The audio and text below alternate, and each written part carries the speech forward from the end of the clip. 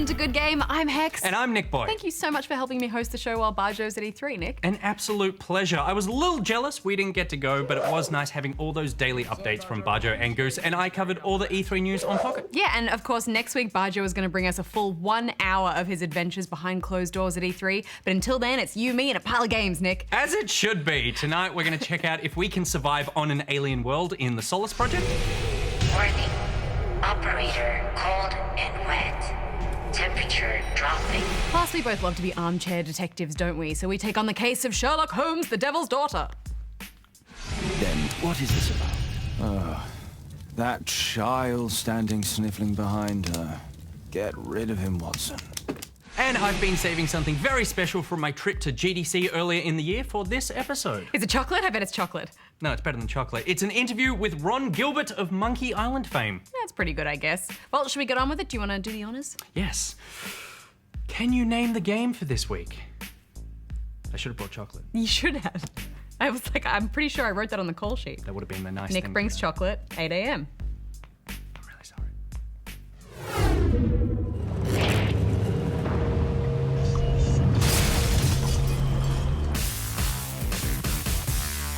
All right, Nick, are you ready for mystery? Yes. Sleuthing. Yes. Danger. Yes? Lawn bowls.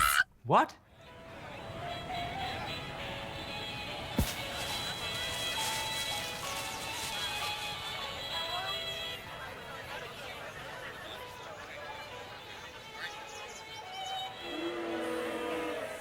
Yes, all that excitement and more await us in Sherlock Holmes, the Devil's Daughter.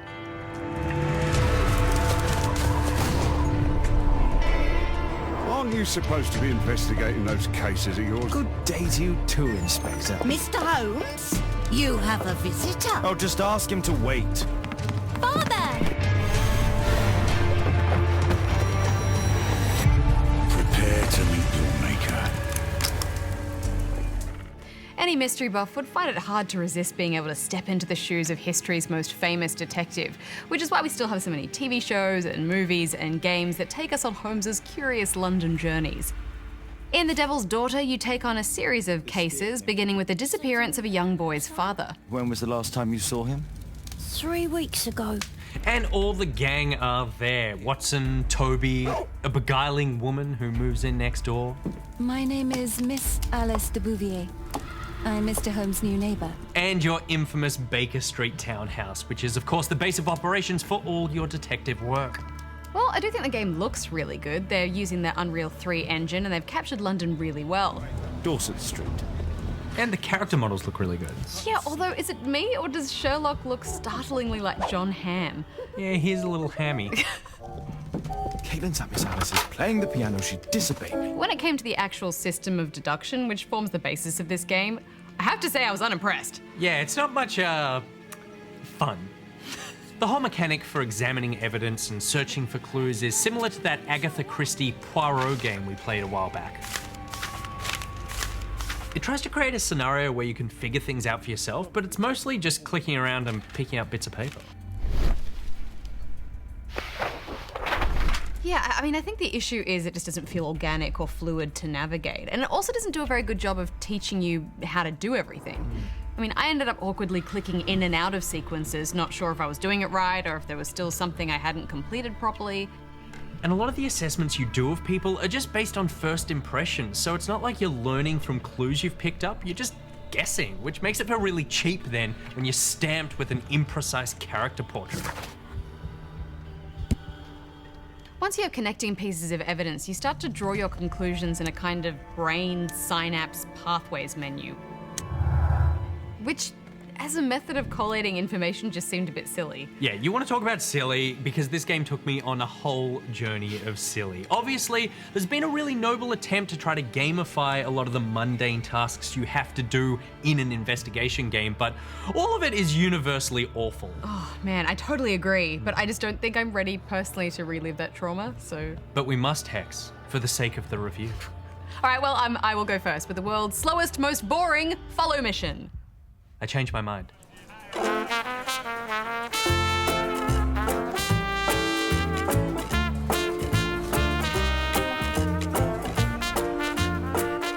And it's complete complete with annoying plank walks where you had to do this seriously frustrating mouse and keyboard QuickTime thing. Ah. But honestly, who stops and turns around for that long every 3 meters?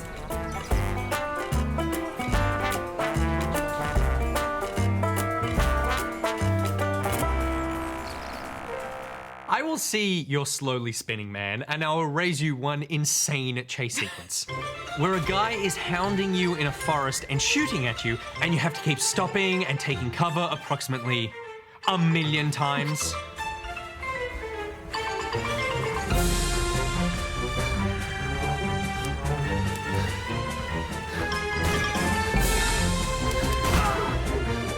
The cover system is dodgy and you get stuck on things in the environment, so you get shot and you have to start it again. No! Yes, I will raise you that same section, part 2, where you enter a swamp full of sinkholes. And have to use your detective vision to find an invisible path and continue to take cover approximately 1,000,000 times. No one's going to find your body! Stupid, annoying science table stuff.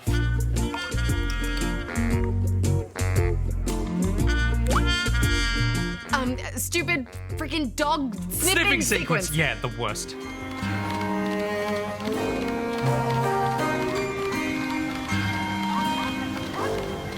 Yeah, that was pretty boring. There's just so much of this game that is frustrating and tedious at the same time. It's almost an accomplishment. Now this shoe needs some polish.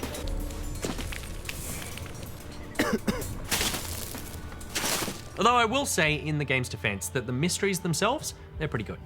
Yeah, I liked the stories, especially once I got into case 2 and you start to put together a bit of an overarching connection between them. It's just a shame that there are so many gameplay obstacles that prevent me from ever wanting to finish this. But another thing we should mention is that a lot of these sequences will allow you to skip certain parts.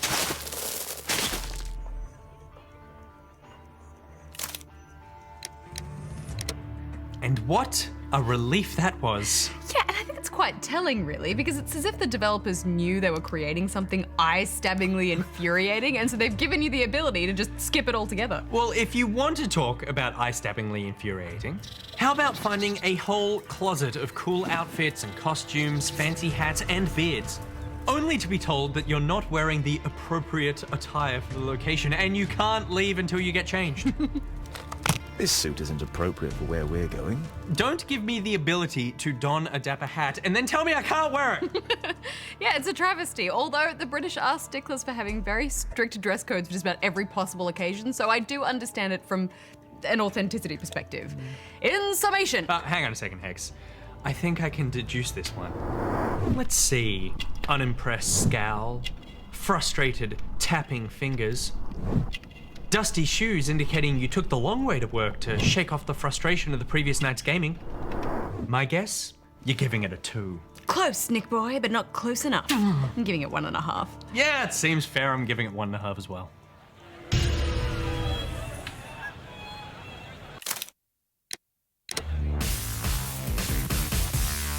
Hex, while I was in San Francisco for the Game Developers Conference early this year, I got a chance to sit down with one of my favorite developers, Ron Gilbert, who created games like Monkey Island and The Cave, so I thought now would be a perfect time to share that experience with you. Share away. If you don't know who Ron Gilbert is, you really should. One of his first games for LucasArts in the late 80s was Maniac Mansion, a game that kicked off a golden era of amazing point-and-click adventures.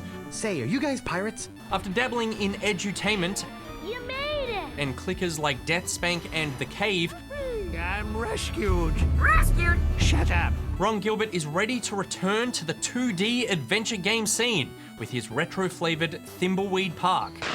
And I'm ready to ask him all about it. Ron, thank you for joining me. For people who don't know, can you just give me the pitch for Thimbleweed Park? Oh, Thimbleweed Park is an adventure game. It's very reminiscent of the classic point-and-click adventure games, but with a lot of very kind of modern approach to it and modern look to it. And it's a story of these two detectives.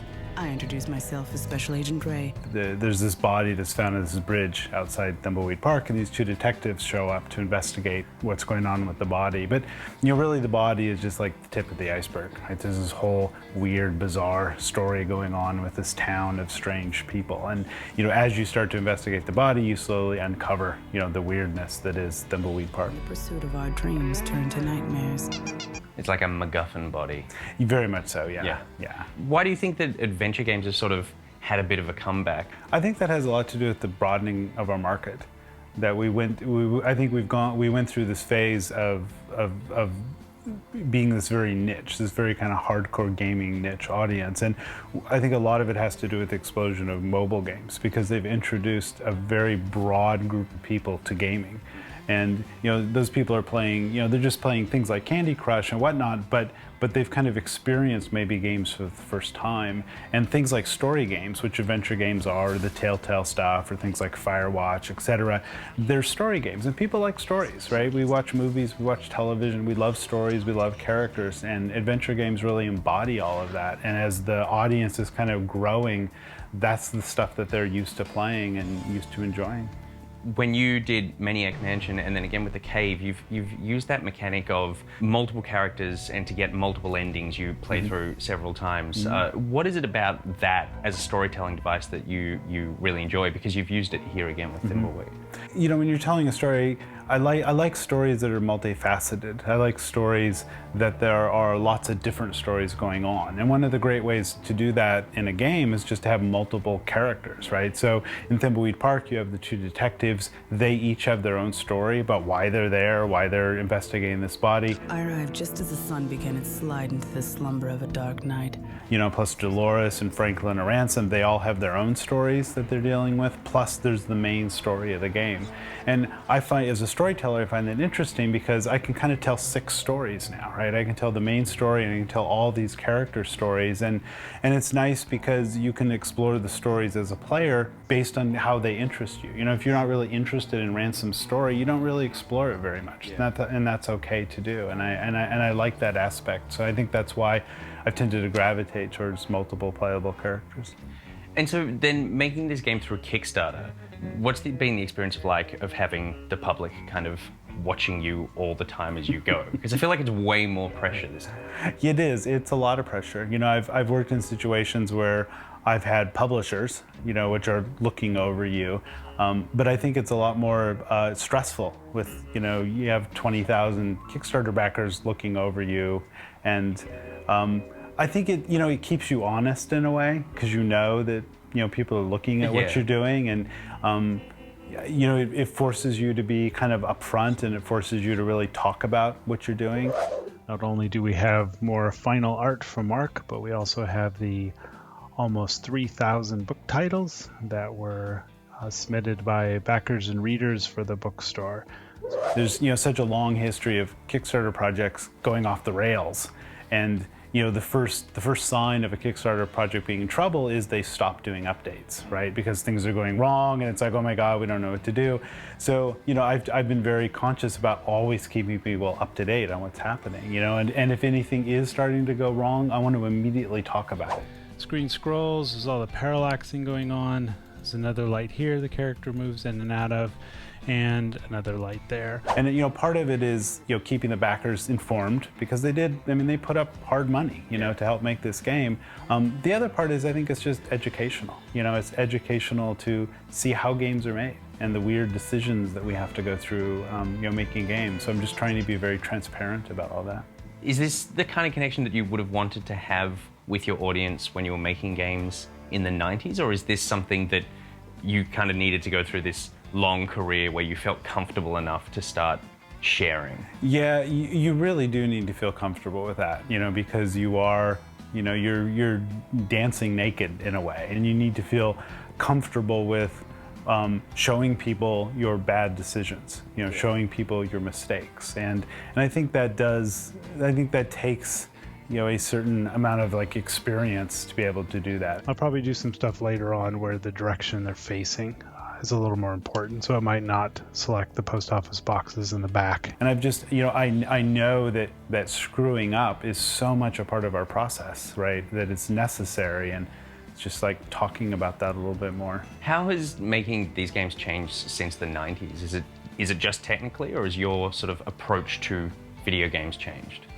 Yeah, there's a lot of technology stuff, and we have much better tools these days. You know, things like Photoshop, right, are an amazing tool. We didn't have stuff like that back then. You know, hardware, the machines are much faster. They have, you know, virtually unlimited amount of memory compared to what we had back then.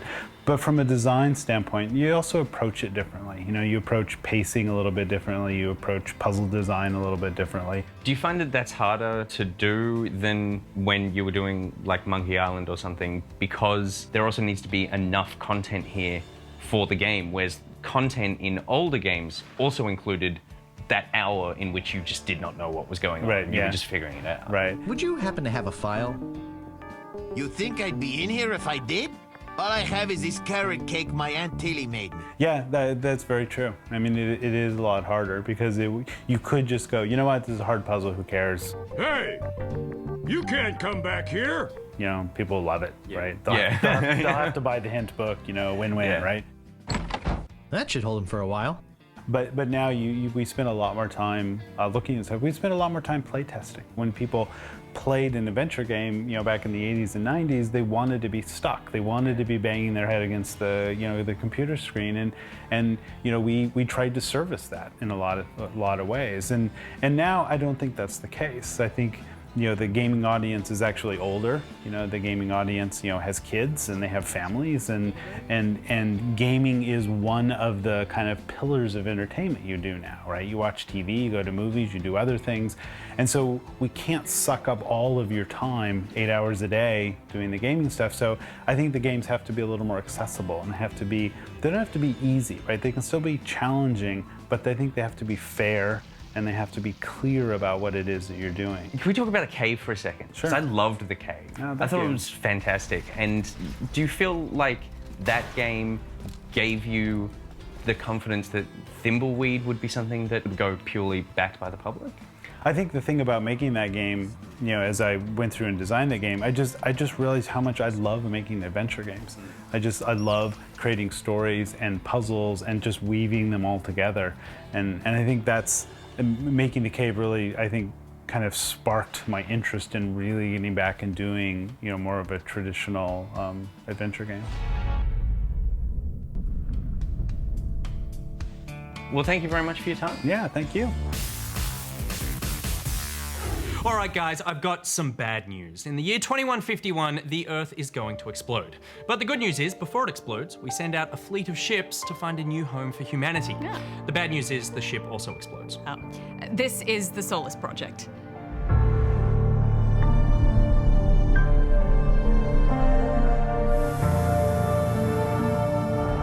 Better have a look around and see if anyone or anything made it.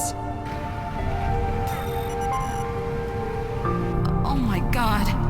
I'll find a way to get this back to you. Our lives, your lives, depend on it. Scan out. The Solus Project begins with you waking up from stasis on a beach, surrounded by the rubble of your former spaceship. You'll also discover your astronaut buddy also crash landed on the planet, but unfortunately he hasn't fared so well. However, he was building a communications tower to try and send out a help signal. So now that's your job. The only problem is that these communication parts are scattered across a few islands, and you're starting to get hungry. Yeah, this is actually a survival game, and as such you are required to constantly make a series of life or death decisions.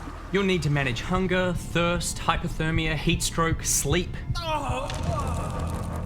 All the classic survival game tropes are here, and they're all just as annoying as they've always been. You land, you light a torch, it starts raining, the sun goes down, hypothermia sets in, a tornado arrives, you walk slowly into the ocean to die. Yes, but a big difference for the Solus Project is that it's also a single-player narrative adventure. You don't really build up a camp where you're safe. You have to keep moving forward or you're going to run out of supplies and die. And by forward, we mean go down, way down. You may have started the game as an astronaut, but you're going to end it as a spelunker, as the majority of the game is set in caves beneath the surface of the planet. Yes, they certainly are creepy. And since I'm sitting in Bajo's chair, I am contractually obligated to talk about the graphics. The textures are not the sharpest I've seen, but I do like the art design, and it all looks very nice lit by your flaming torch. Yeah, I liked it too, but by the end of the game I feel like I'd seen a lot of places that looked pretty similar. Brown, rocky, damp, everything was just a little bit... Cavey? Yes. Yeah. Although I suppose the caves did provide a nice atmosphere, with dripping water, whistling wind, weird creaking noises, and every now and again planet-rattling shudders for some terrifying reason. Yeah, there really is a sense of claustrophobia in this game that's very oppressive. You are so aware of the weight of the planet above you as you dive deeper into these caves. I know I need to find a power source for the comms tower. I really felt trapped while I was playing the game, like I was actually a prisoner in this alien Earth's core. Yeah, the game does a really good job of highlighting how alone you are. Yeah, except for when your Siri won't shut up. Warning. Operator cold and wet. Temperature dropping. Warning. Operator health levels low. Warning. Operator cold and wet. I get it! I'm cold! You're making everything worse. Yeah, she was annoyingly informative at times. The game also supports VR, so you can hook up your Vive and enjoy room-scale cave exploring. Yeah, but there's no way I want to play this game in VR. Not because it's jump scary, it's just profoundly uneasy. I could not cope with the idea that I was surrounded by these wet walls and bubbling lakes of acid. Yeah, especially since as you get further into the game, you discover you're not the first species there. Alien writing and markers are scattered everywhere, and strange, imposing structures often block your progress. I do think they've handled the aliens well here. You never really see them that much, but you just are always aware of their presence. Something horrible has already happened to the species on this planet.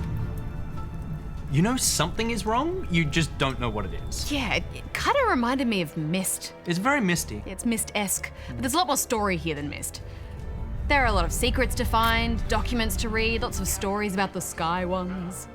Yeah, I'm not really a fan of the way the story is told. It's well written and it's interesting, but it just feels like clunky storytelling to have to hunt down pages of journals scattered across a landscape. For someone who should be terrified of being alone on this alien planet, I sure did spend a lot of time looking at pieces of paper on the floor. Yeah, and what's with the translator? I mean, we've figured out intergalactic space travel, but we need to wait for Google Translate to brute force convert this alien text every time I read it. I mean, they mentioned the Sky Ones about 200 times. Why doesn't my space phone just add it to the dictionary? Not to mention the fact that I have an app on my phone right now that translates text in real time. Like, that technology exists today. We've clearly gone backwards. But I do really like the environmental puzzles in the game. Not too difficult, but some nice brain scratches in there. Lots of them involve this short-range teleporter you find early on, and that's a lot of fun to use. So how do you feel about the mix of survival game and sort of narrative single player? I think I like the idea of it more than the reality. It just ended up being more frustrating than challenging. Yeah, because the fun behind survival games is it's kind of how long can I last and what sort of cool stuff can I craft. But for Solus, the fun is uncovering the plot, which means exploring as much as you can to find story and new locations and those important tower parts.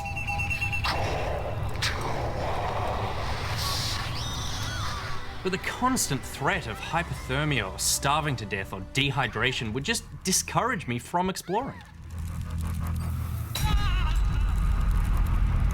I mean, I can't go read that alien stone down the end of the hallway. I'm dying of thirst. Yeah, it does hamper the fun a lot, doesn't it? Plus, there are just these big stretches of the game where nothing really happens. You just have to walk forward to the next waypoint while slowly dying.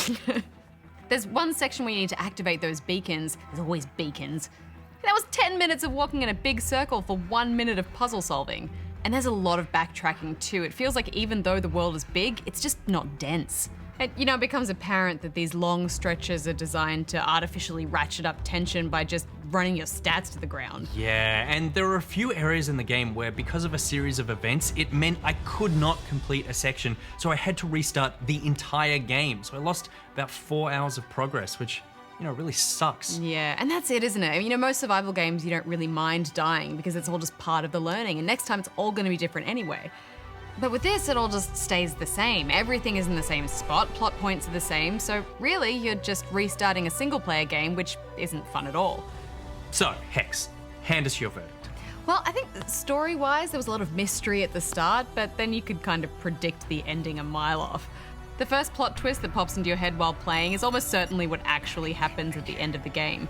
But the atmosphere and the world building were great, and I felt vulnerable throughout the entire game, which can be really tough to nail, so I'm giving it 2.5 out of 5 stars. Yeah, I agree. I do think it's really interesting that one of the biggest selling points for this game, which is the combination of story and survival games, is also kind of one of its biggest weaknesses for me. But I do admire the fact that it committed to the idea of making me feel like I'm actually dying on an alien planet, so for that, I'm giving it 3.5. I need to keep going. I'll see if I can find a way to link with the satellite and submit my data. Scan out. So, did you name the game for this week? It was The Ball, a first-person action-adventure puzzle game for PC. Trapped in an underground city, you had to guide the ball around to solve a series of brain teasers and squash things. And it was our Name the Game because it was developed by Teotihuacan, the same team behind this week's The Solus Project. And next week on the show, Bajo is back, baby! You don't have to be so excited. It's going to be a full 1-hour E3 special to let you behind the scenes and experience the game industry's biggest event firsthand.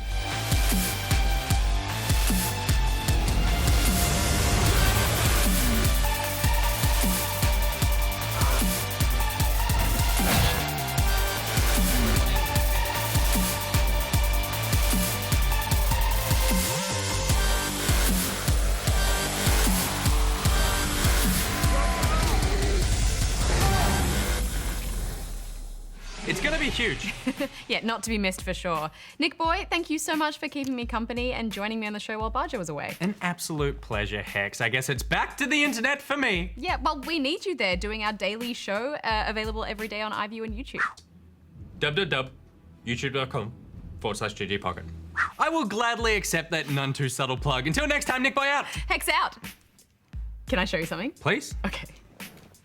So this morning I went to make a cup of tea and I couldn't find my regular tea mug, so I just grabbed this like rando black mug from the tea cupboard. Yeah. Watch what happens when you pour liquid into it, hot liquid. Wait, there's a picture. Oh no. He's still here! He's trolling us from across the sea. That is terrifying. Isn't that amazing? And he would have just planted that, like, just, you know, casually in the office. Oh, it's like he's here right now.